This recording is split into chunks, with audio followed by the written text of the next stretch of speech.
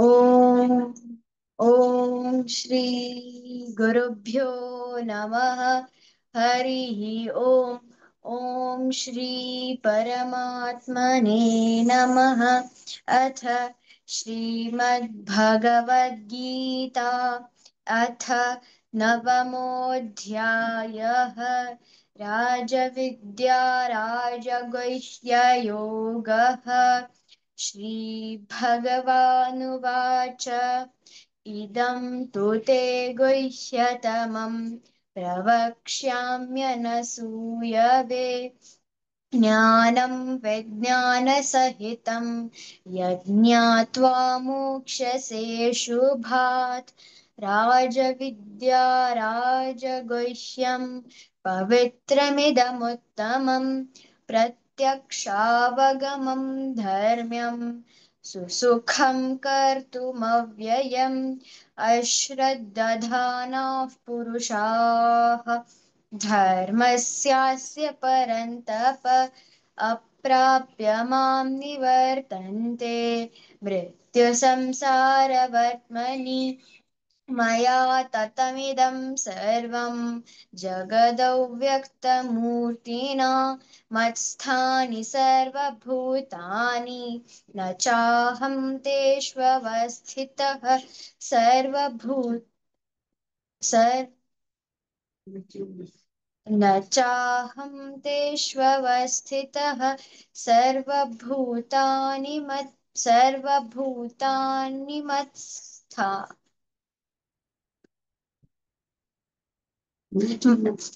मया ततमिदं सर्वं जगदौ व्यक्तमूर्तिना मत्स्थानि सर्वभूतानि न चाहं तेष्वस्थितः न च मत्स्थानि भूतानि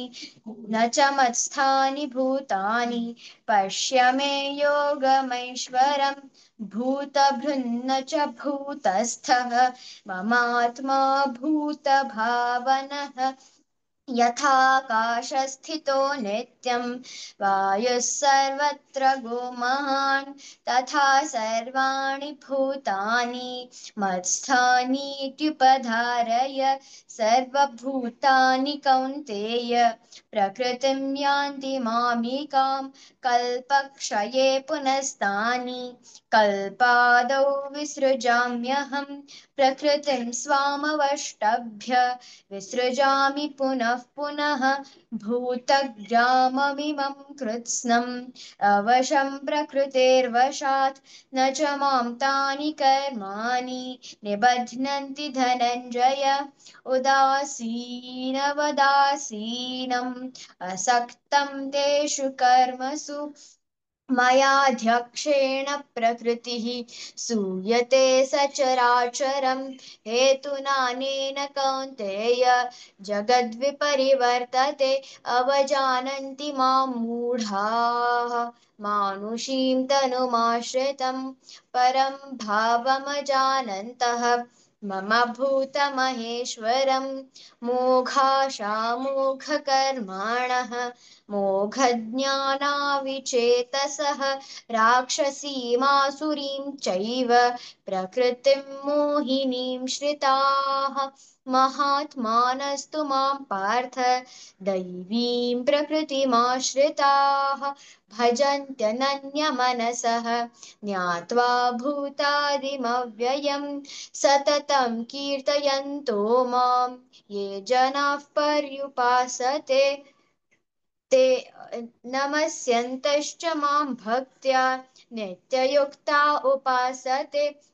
ज्ञानयज्ञेन चाप्यन्ये यजन्तो मामुपैष्यसि ज्ञानयज्ञेन चाप्यन्ये यजन्तो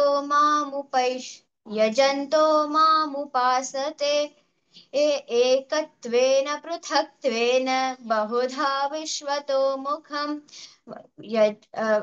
बहुधा विश्वतो मुखम् अहं हि सर्वयज्ञानाम् अहं क्रतुरहं यज्ञः भोक्ता च प्रभुरेव स्वधाहमहमौषधं मन्त्रोऽहमहमेवाज्यम् अहमग्निरहं हुतं पिताहमस्य जगतः माता धाता पितामहः वेद्यं पवित्रमोङ्कारः ऋक्सामयजुरेव च गतिर्भर्ता प्रभुः साक्षी निवासः शरणं सुहृत प्रभवः प्रलयस्थानं निधानं बीजमव्ययम् सत् तपाम्यहमहं वर्षं निगृह्णाम्युत्सृजामि च अमृतं चैव मृत्युश्च सदसच्चाहमर्जुन त्रैविद्या मां सोमपाः पूतपापाः यज्ञैरिष्ट्वा स्वर्गतिं प्रार्थयन्ते ते पुण्यमासाद्य सुरेन्द्रलोकम् अश्नन्ति दिव्यान् दिवि देव भोगान् ते तं भुक्त्वा स्वर्गलोकं विशालं क्षीणे पुण्ये मर्त्यलोकं विशन्ति एवं त्रयीधर्ममनुप्रपन्नाः गतागतं कामकामा लभन्ते अनन्याश्चिन्तयन्तो माम् ये जनाः पर्युपासते तेषां नित्याभियुक्तानां योगक्षेमं वहाम्यहम् येऽप्यन्यदेवता भक्ताः यजन्ते श्रद्धयान्विताः तेऽपि मामेव कौन्तेय यजन्त्यविधिपूर्वकम् अहं हि सर्वयज्ञानां भोक्ता च प्रभुरेव च न तु मामभिजानन्ति तत्त्वेनातश्च वन्ति ते यान्ति देवव्रता देवान् पितॄन् यान्ति पितरौ व्रताः या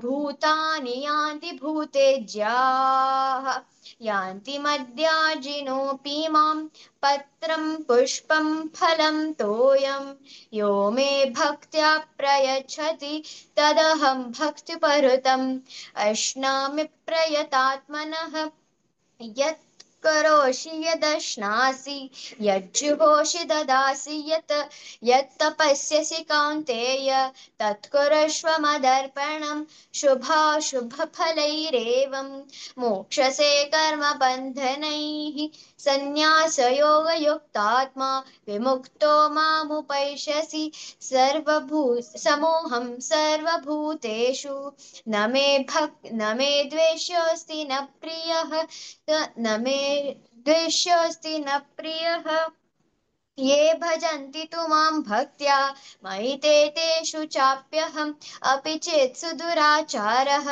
भजते मामनन्यभाक् साधुरेव समन्तव्यः सम्यग् व्यवसितो हि सः क्षिप्रं भवति धर्मात्मा शश्वच्छान्तिं निगच्छति न मे कौन्तेय प्रतिजानीहि न मे भक्तः प्रणश्यति न मे भक्तः प्रणश्यति मां हि पार्थौ व्यपाश्रित्य येऽपि स्युः पापयोनयः स्त्रियो वैश्यास्तथा शूद्राः तेऽपि यान्ति परां गतिं किं पुनर्ब्राह्मणाः पुण्याः भक्ता राजर्षयस्तथा अनित्यमसुखं लोकम् इमं प्राप्य भजस्व मां मन्मना भव मद्भक्तः मद्याजी मां नमस्कुरु मामे वैश्यसि युक्त्वैवम् आत्मानं मत्परायणः ॐ तत्सदिति श्रीमद्भगवद्गीतासु उपनिषत्सु ब्रह्मविद्यायां योगशास्त्रे श्रीकृष्णार्जुनसंवादे राजविद्या राजगुह्ययोगो नाम नवमोऽध्यायः।